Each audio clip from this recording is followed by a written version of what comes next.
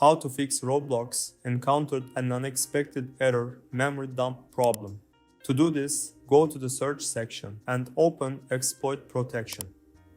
Click on Program Settings and then on Add Program to customize. Select Choose Exact File Path and continue. The next thing we need to do is find the file location of Roblox. If you did not install the game in a different location when downloading it, you can find the file location of Roblox as I showed in the video. After clicking on versions, there may be multiple version folders here. We select the new one and continue. Select Roblox Player Beta and click on Open.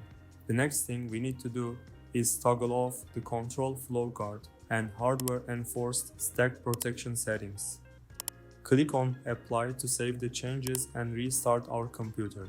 After restarting the computer, you can check whether the Roblox encountered an unexpected error. Memory dump problem is solved or not. If the problem continues, as an alternative solution, you can try this solution shared on Reddit's own forum.